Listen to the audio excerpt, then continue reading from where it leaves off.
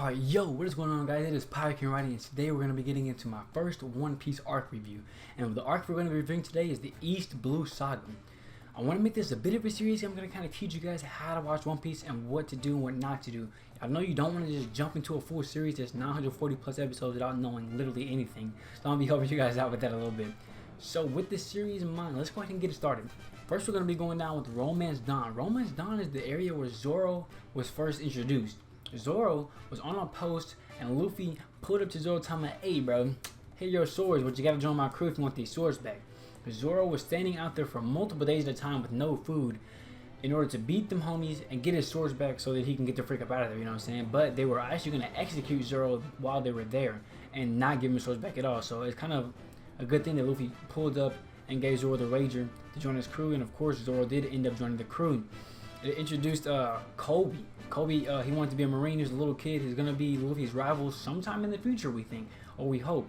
And Accent Morgan. Accent Morgan was just whatever he was, or Vice Admiral, Rear Admiral, whatever this dude was. He was just a giant, one of the first like antagonists, I guess you could say, towards Luffy. He was just a giant guy with anger issues that had a hand of an axe. And Luffy had to box him with his devil fruit. And I'll get more to devil fruits later. But after Romance Dawn, they end up moving on to Orange Town. Orange Town is where Buggy the Clown is first introduced. Buggy the Clown has the Chop Chop fruit, and Chop Chop fruit allows him to like break up his body parts and junk, and like he can fly around, stuff like. We'll get into devil fruits later. I'm saying the power system is crazy in One Piece. It's absolutely insane. But that's what Buggy's introduced, where Nami's introduced. Nami is actually the navigator of the Straw Hat Pirates. She's first introduced there. She's doing some things with Buggy. Pretty sure she was just trying to like finesse Buggy heavily. She was just trying to steal from Buggy, doing all that. So with that in mind, at Orange Town, Luffy, Zoro, and Nami make a temporary alliance, right? Make a temporary alliance, and they peace out to Syrup Village. Syrup Village is where Usopp is introduced. Usopp being the future marksman of the Straw Hat Pirates. Usopp is first introduced. We run into one of a bad villain. He's an ex-pirate that was actually planning to take over a rich family that was hosted on that village. That Usopp was actually in love with one of the girls from the rich family, who ended up giving them the Going Mare. The Going Mare being the first pirate ship of the Straw Hat Pirates. So that arc in general is just insanely important. They meet Usopp. They get the first 4 members of the crew, and they get their first ship as a pirate. And every pirate literally needs a ship. I mean, what are you gonna do? Just walk around the sea? No.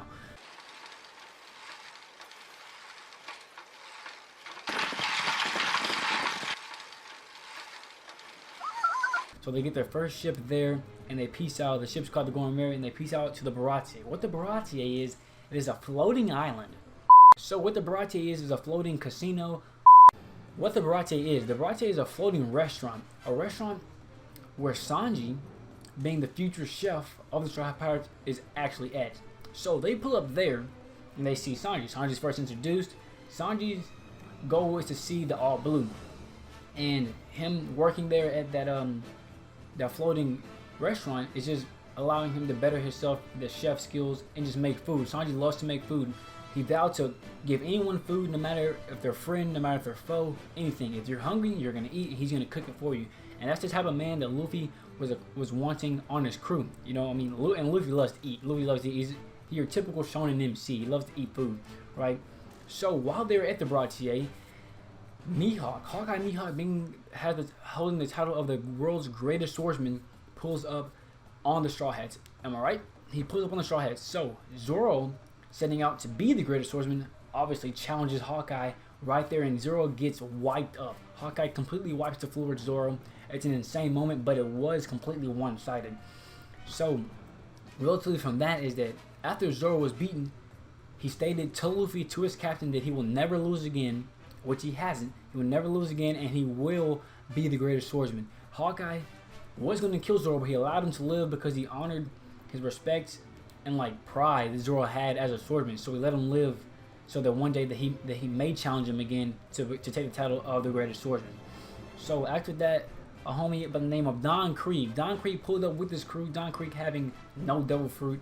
He was a guy with a freaking suit of armor. He was like a rip-off Iron Man. The Walmart Iron Man pulled up on Luffy and the Straw Hats. Luffy ended up boxing him, whooping him, and moving on to Arlong Park. Arlong Park being where Nami is from, actually. So Nami did that to Arlong Park because she had stuff to settle with Arlong before she can just join a crew or really do anything, because he took over her home, Arlong Park. He took over that entire island and made it his own, basically. He shot Nami's foster mother, or her adopted mother, whatever you want to call it. He shot her, and so Nami hates Arlong, but she was working for him, / with him, in order to stack up enough berries in order to give to Arlong so that she can buy her hometown's freedom back. But Arlong ended up betraying Nami, and she ended up crying for help to Luffy. And of course, Luffy, being the man that he is, helped her along with Sanji, Zoro, and Usopp. They all went up and boxed the freak up out of Arlong and his homies to help save Nami and their island. So after that, and out of like Nami, I guess she was kind of in debt towards them, but not really, because Luffy was doing it like out of care, because Nami was literally begging him to help, because she was completely powerless at that point once Arlong betrayed her. So he was like, I bet. So he went, he whooped the freak up out of Arlong, and Nami ended up joining the crew and moving on with the Straw Hats to Logtown. Logtown was actually one of my favorite arcs within the East Blue Saga, honestly. It's so good. It's such a good arc. It's where Goldie Roger himself was born and where he was executed. Goldie Roger being the former king of the pirates. He was executed publicly at Logtown, and his dying words were that he left all of his treasure gathered in one place and that you all have to find it, basically. So what that did is that his treasure was, his legendary treasure was soon to become known as the One Piece, where it drove countless pirates and souls to the sea, and it riled up and started what we know today as the Great Pirate Era. That's basically what Goldie did. His death was a catalyst to the pirate era, getting all this literally started up. He started One Piece, basically. I mean, you could say it like that.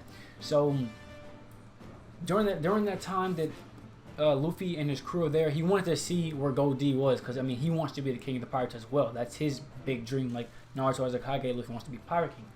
So while they're there, he runs into a Navy admiral. Well, he's not an admiral, a Navy Marine. What was Smoker, like a vice admiral?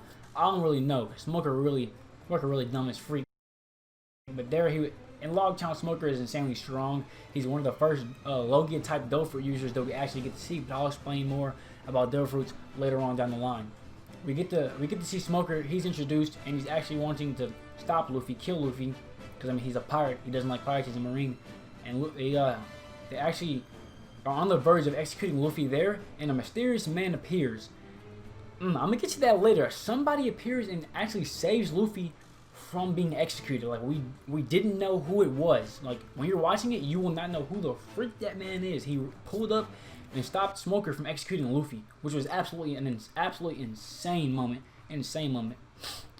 Oh my god, like that moment right there was crazy. Like Luffy was completely hopeless versus Smoker, because the way the Logia works, Luffy basically couldn't even physically attack Smoker. So it was super one-sided at Logtown.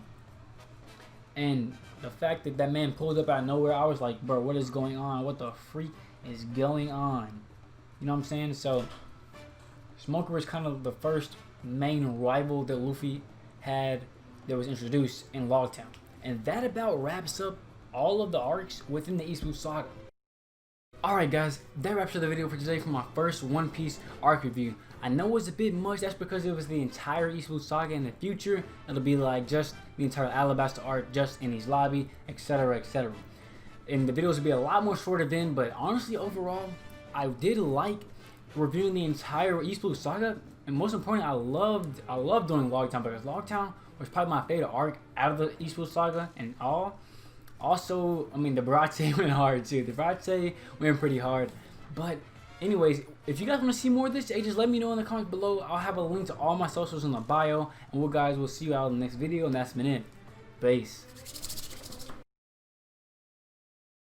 What the Baratie is, it is a floating island. It is a floating island, more like a floating freak. We'll just edit that out. Just edit this part out of that.